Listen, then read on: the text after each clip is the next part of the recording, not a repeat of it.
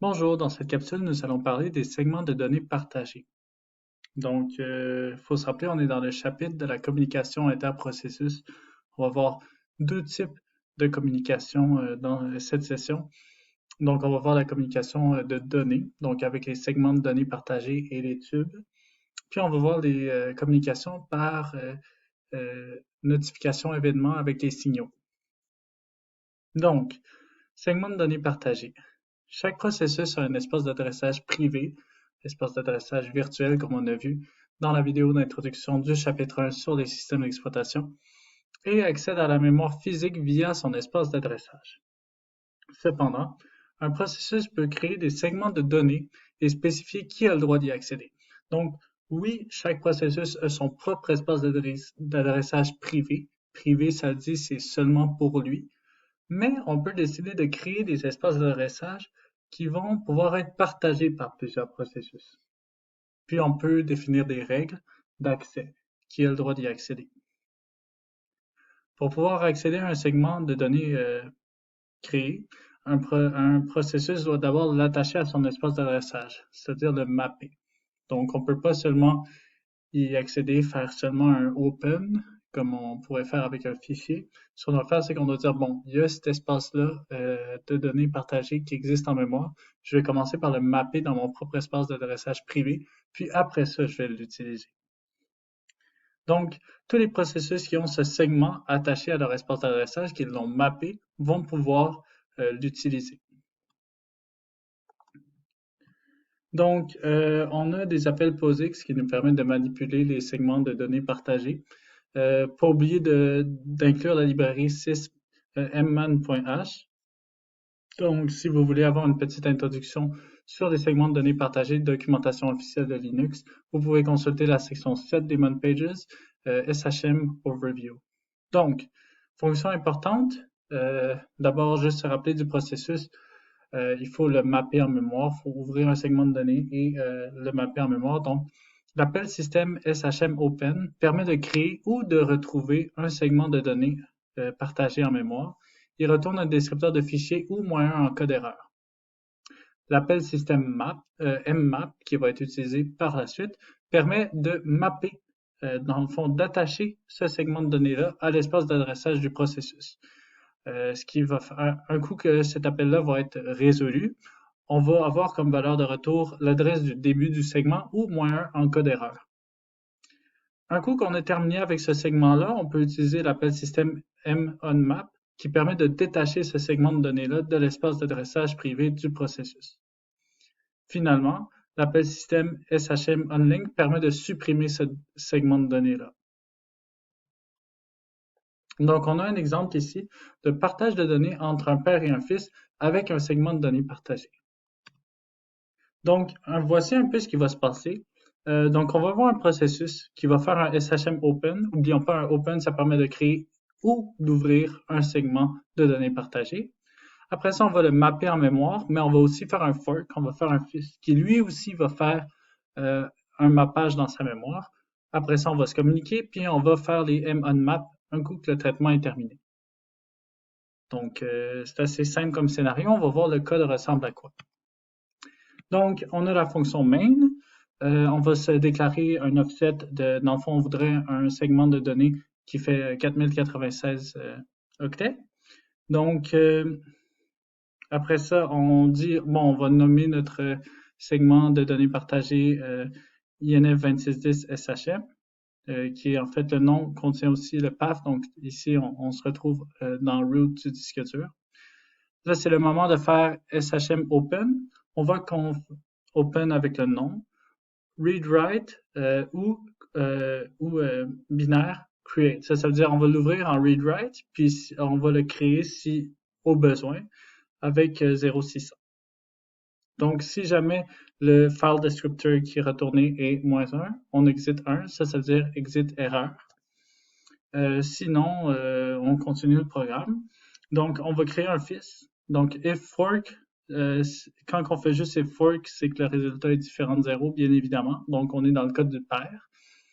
Le père, ce qu'il va faire, c'est qu'il va tronquer le segment de données avec la taille qu'on a déclarée juste en haut, 4096. Puis là, c'est super intéressant ce qui se passe. On voit qu'on va faire un mmap, la ligne qui est en bleu juste en dessous du trunket. Puis ça retourne un pointeur de caractère. Donc, ce pointeur-là, ça va nous servir, ça va nous permettre d'utiliser le segment de données. Donc, on fait un mmap null, la taille qui est 4096, avec les macros, avec les droits de protection qui a le droit d'accès, avec map shared. Le file descriptor qu'on a eu en faisant le SHM open est 0. Donc ça, pour de vrai, les paramètres, je vous conseille d'aller voir les man pages pour voir qu'est-ce que ça signifie. Dans le cadre des TP, on va vraiment se limiter à une signature qui ressemble à ça. Après ça, on n'a plus besoin du file descriptor, on peut le terminer.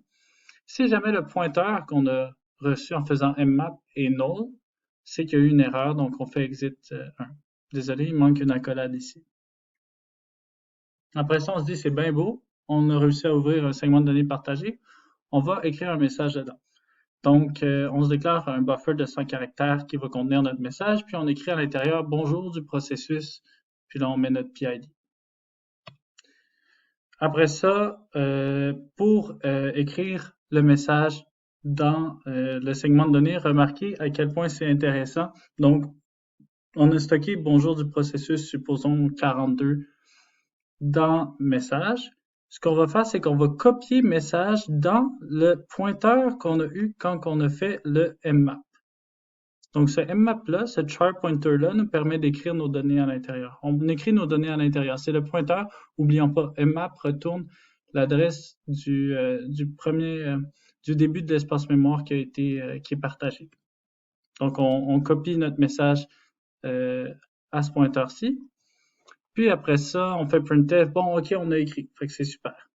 Après ça, on a terminé. Donc, on fait unmap, comme on a vu lors de la présentation des fonctions dans une slide précédente. Unmap du pointeur avec la taille, très important. On attend notre fils, puis après ça, on va voir qu'un coup que tout est terminé, on peut le supprimer avec SHM unlink. En parallèle, ce que le fils fait, il va attendre 2 petites secondes. Il va faire la même chose, donc un mmap. Il va close le file descriptor, il n'y en a plus de besoin. Puis là, on dit, OK, on s'apprête à lire du segment. Donc, comment est-ce qu'on fait pour lire le message? Comme on voit ici, c'est aussi simple que d'utiliser directement le pointeur. Donc, on voit ici processus getPID, lit du segment le message et on utilise pointer. N'oublions pas, char pointer, c'est l'équivalent de string.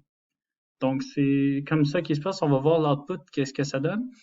Un coup que le fils est terminé, il fait bien évidemment un unmap, puis il se termine. Puis après ça, on termine le programme. Donc, regardons qu'est-ce que ça ressemble. C'est aussi un code qui se trouve sur GitHub. Vous pouvez juste lancer cette commande-là, puis vous allez avoir exactement la même sortie. Donc, processus 12 écrit dans le segment le message bonjour du processus 12 et processus 13 va lire le message. Donc, ici, on a un deuxième exemple. Donc, le processus principal de ce programme va créer un segment de données, l'attache à son espace d'adressage, puis créer un fils, exactement comme on avait avant. Il écrit ensuite dans le segment, avant de détacher de son espace d'adressage, il attend la fin. En fait, c'est un peu comme on avait. Donc, on voit ici notre premier processus qui fait un SHM open pour créer le segment. Il map dans sa mémoire. Il fait un fork après. Je sais que dans l'exemple qu'on avait avant, c'était légèrement différent. Donc, il y avait le fork juste ici. Puis le reste est sensiblement identique. Donc, on va regarder à quoi ça ressemble. Donc, on a encore notre offset de 4096. On utilise le même nom. Donc, on fait le SHM open. On utilise read-write au create pour le créer si jamais il n'existe pas. Bien évidemment, si le file descriptor est négatif, on termine avec erreur. On fait le trunket pour avoir la bonne taille. On récupère le pointeur dans lequel on va pouvoir écrire ou lire notre message. Donc ici, on fait if work, donc pour le parent. On écrit encore le message qu'on a ici. On utilise encore string copy pour prendre le message qu'on avait imprimé dans le buffer message puis le mettre dans l'espace de données partagées. Puis après ça, on dit qu'on a écrit, on fait un munmap, wait null, puis à la toute fin, on fait unlink. Pendant ce temps-là, le fils, comme précédemment, il fait un sleep 2, printf, donc processus lit du message Kepiali avec le pointeur. Donc c'est le pointeur qu'on utilise. C'est le message, l'exercice revient sensiblement au même. La raison pour qu'on le voit deux fois de suite un peu, c'est qu'il faut vraiment comprendre ici euh, le pointeur ici, PTR, le nom de la variable qu'on utilise pour écrire et lire, pour stocker les données et pour euh, lire des données. Donc, ici, on voit accès à l'écriture avant, pardon, accès en lecture avant l'écriture. Donc, on voit ici ce qui se passe quand on l'exécute. Donc, processus 13 lit du segment le message processus 12 écrit dans le segment le message bonjour du processus 12. Donc, je vous conseille de jouer un peu avec ce code-là, voir ce que vous pouvez faire. Puis, c'est tout pour ce qui est nécessaire en INF 2610 pour les segments de données partagés. L'important à comprendre ici, c'est un peu le flow qu'on a dans le premier exercice. Je dirais que le deuxième exercice, c'est un début de présentation avec un flow légèrement différent pour vous inciter un peu à aller jouer avec le code puis voir qu'est-ce que vous pouvez faire avec ça.